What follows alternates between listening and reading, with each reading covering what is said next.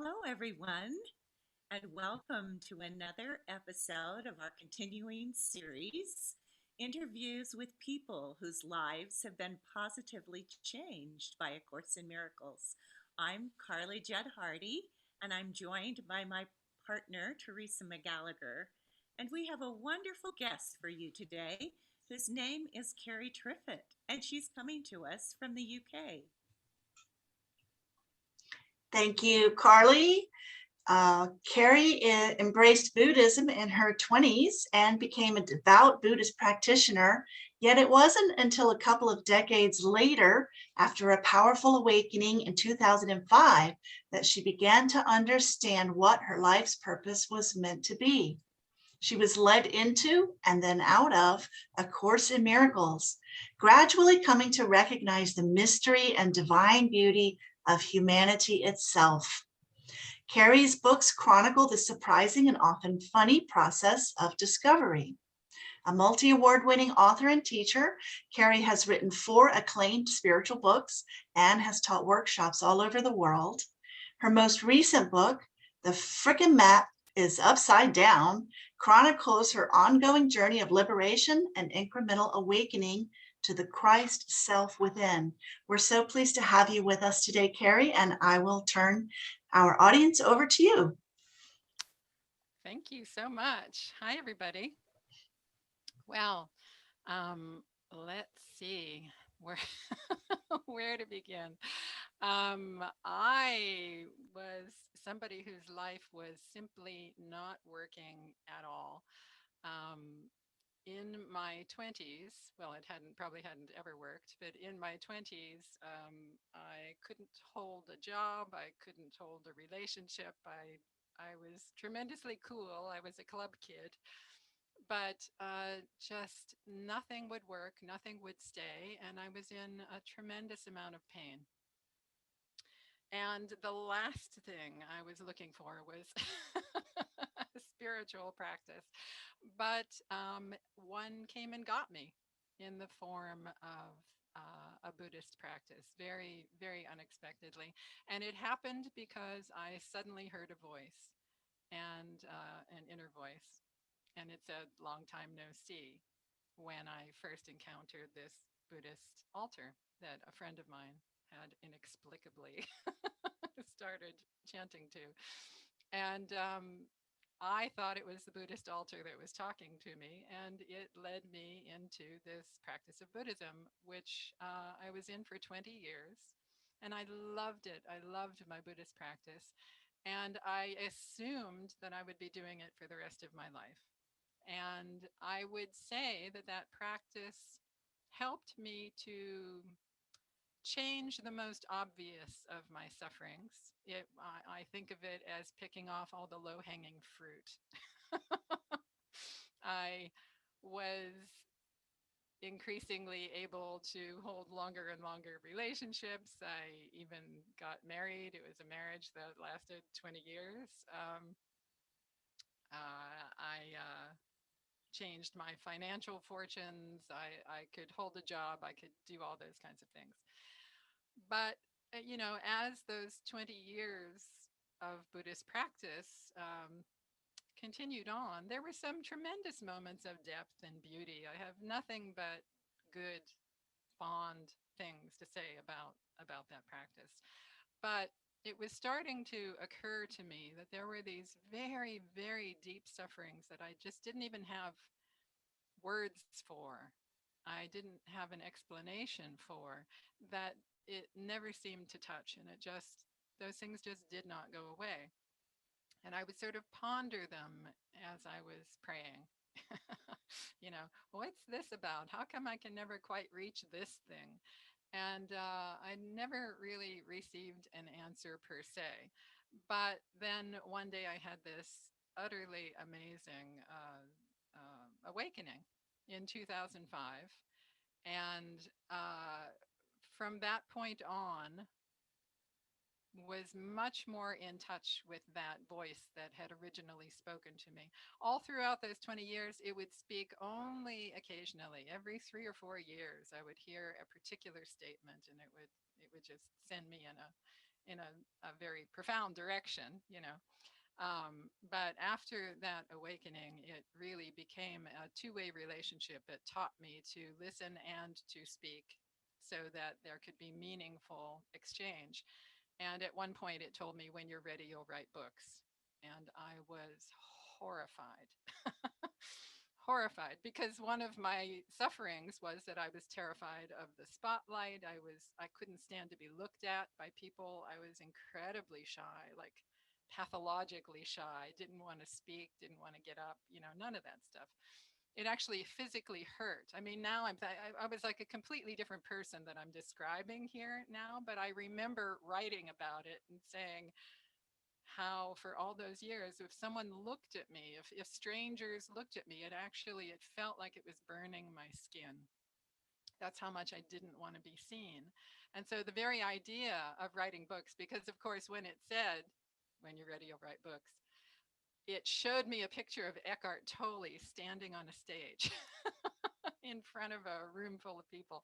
So I was given to understand that they would be spiritual books. Like, what the hell do I have to share that anybody would find meaningful? I don't know. And I would be doing it like live, talking to people like that. And the reason it was Eckhart Tolle is because I didn't know any other spiritual teachers. He was the only one I recognized from the back of the book.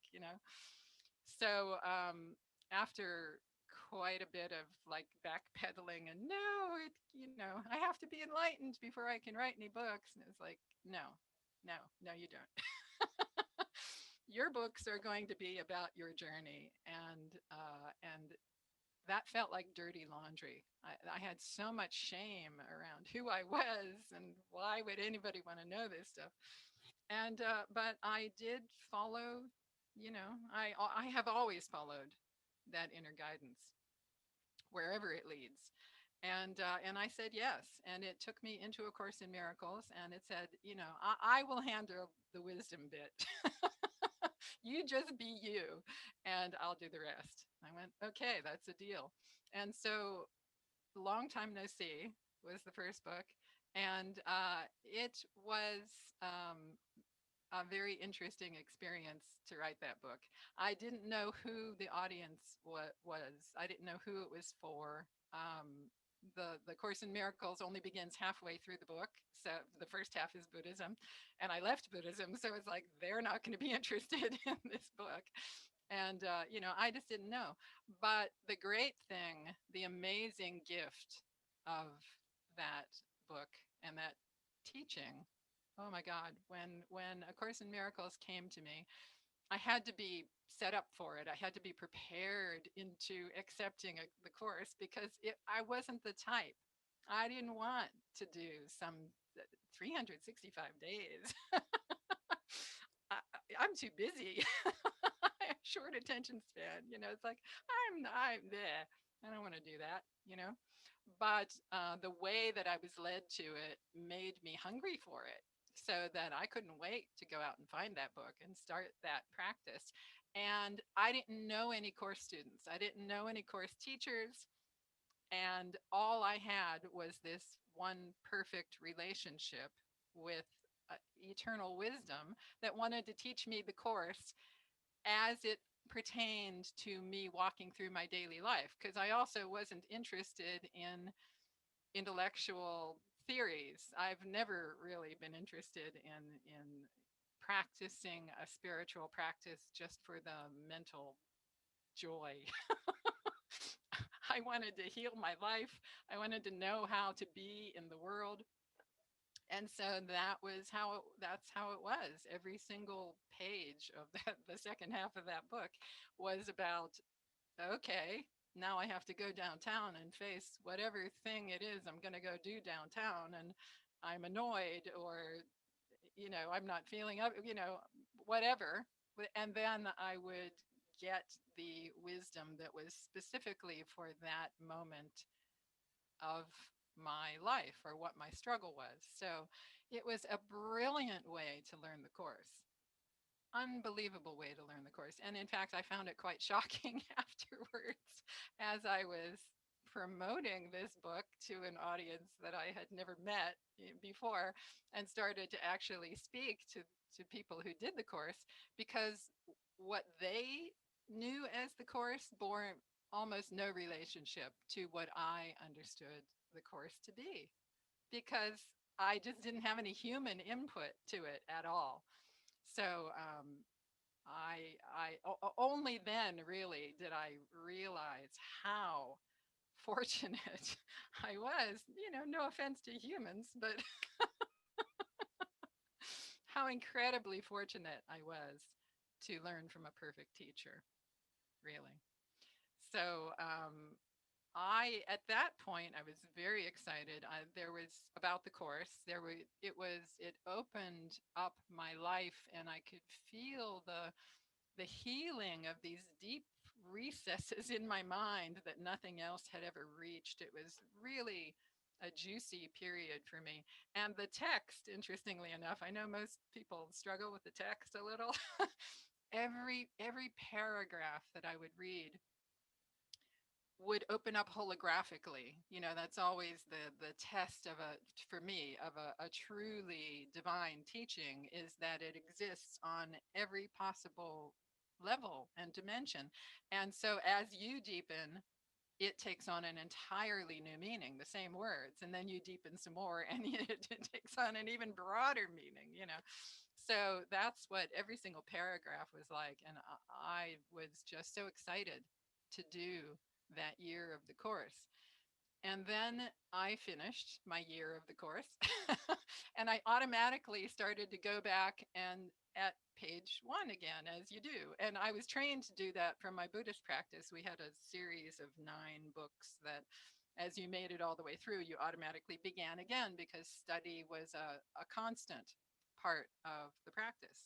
So I just started the course over again. And those words laid there like dead things on a page. And I couldn't understand why. And I kept struggling and fighting my way through it. I would read a paragraph and it wouldn't sink in, and I'd read the same paragraph over again and it wouldn't sink in. And I struggled with it for about a month before I checked in with, you know, and uh-uh, uh-uh. You have done this. This will remain an important touchstone in your life. There are key principles here that will have already transformed you and are forming almost the essence of your root structure, you know, but you're done. And I was tremendously confusing, because at this point, the book had come out. I'm becoming known as a course teacher. This is the audience that has embraced me. I'm being given opportunities to teach A Course in Miracles all over the world. In my egoic mind, it's like, oh, this is what I am. This is what I will do. This is who I will be. And it was like, no, no, you're not meant to remain within any one teaching. You have to keep moving. And so I did. And it took quite a while, and there were some ups and downs. There was this incredibly shocking moment where inner and outer collapsed into one. And so even though the course says it, even though you know it and you think you understand it completely, that everything is within and that the Holy Spirit is within, um, it was incredibly shocking when out there disappeared, because that's where, that's how I perceived a voice coming in from out there. And there was no more out there. And so this beautiful friendship, my best friend in the whole universe, who I relied on for everything, disappeared, like gone. And I would have had to look within. And I couldn't do that. I couldn't do that. There was still too much ick and shame and darkness. How could divine perfection exist in here where everything is such a mess. So I spent a good year without any connection to that magnificent divine intelligence because I couldn't bear to go looking for it in the only place where it actually is. So it's been a tremendously interesting journey. And a few years ago, I was already living in Britain at this point, and there were a number of those sufferings that Buddhism hadn't taken care of really healed themselves through being with a course. But I still had some shit, that was painful, painful, like a constant burning far, far, far away in some place that I could never quite get to. And it in some ways it didn't hurt a lot because it's so far away, and in other ways absolute agony because it was constant. And I would sort of every so often try to talk with a friend or something about this, and they would always kind of look at me like, I don't know what you're talking about. And I go, oh, maybe it's only me. Maybe other people don't have, maybe other people are not burning in hell.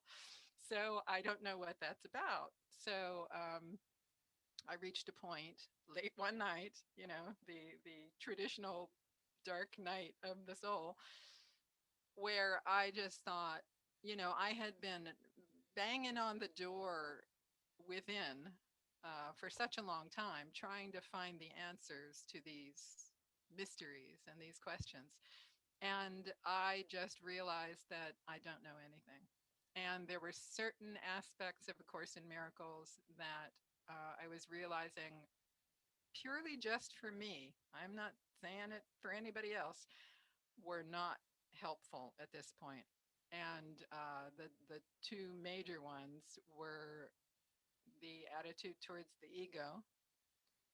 And because the ego at this point just hated me and was not going to give an inch. So, there's something needs to change, something needs to give, and I don't know what it is that needs to change or to give.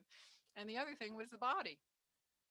So I just realized very clearly it's where the title of that final book came from. The freaking map is upside down. I realized that I don't know where I'm going. I've been charging in a direction that I think is forward for 33 years at that point.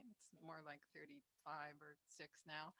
And I'm really actually just going in circles. And I don't even know which direction is the right one.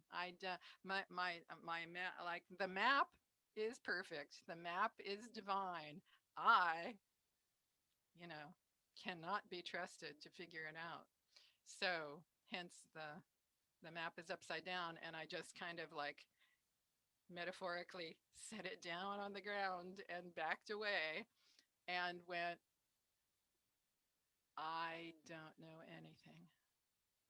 And that felt like a horrible thing to have to do.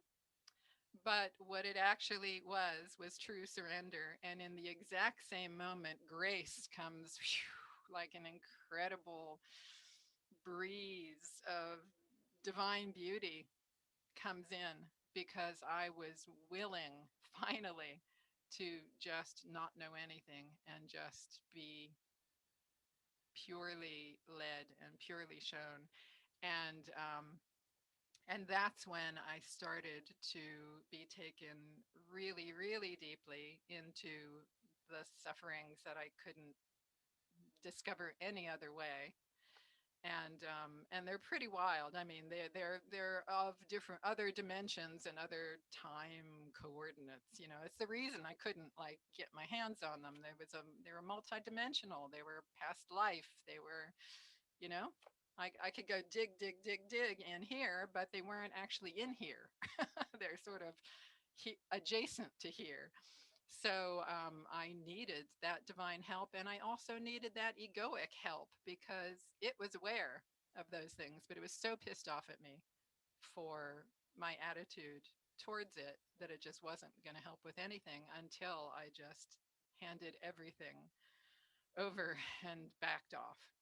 And at that point, all of these answers started to like just fall like dominoes. And then I started to have these incredible um, Christed experiences of not only true forgiveness, but I don't even quite know how to. I've tried to explain this before, but where this is why the body was such a big deal, because in order to embody true awakening, every cell wakes up to its own divinity, and your entire energy field becomes conscious. It becomes divinity itself, so that you are the radio transmitter and you are the transmission of pure divine love.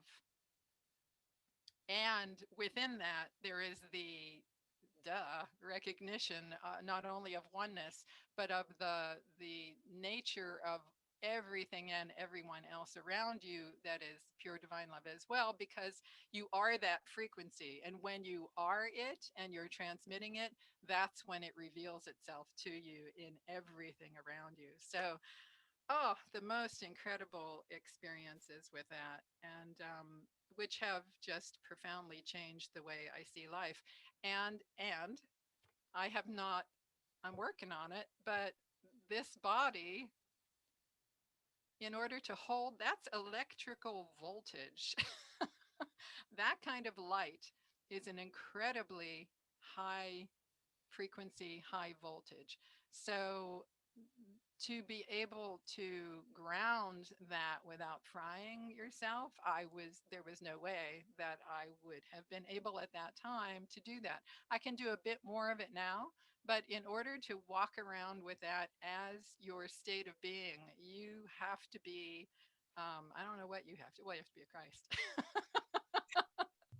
So that's why this is definitely a work in progress for me. And that is why I say respect, massive respect for the physical self, because it has to actually undergo physical evolution while you're doing your spiritual growth and transmutation. So that's my story. Wow, and what a story. I think you did a beautiful job of expressing what happened. It was clear to me and hopefully to our audience as well. And would you tell our listeners where they can find out more about you if they want to find you online Oh, or? well, yeah, that's easy. You can go to carrietriffet.com, and there's all kinds of stuff that you can find there. Thank you, Carrie. We're very blessed to have you with us today. Appreciate it. Thank you for having me.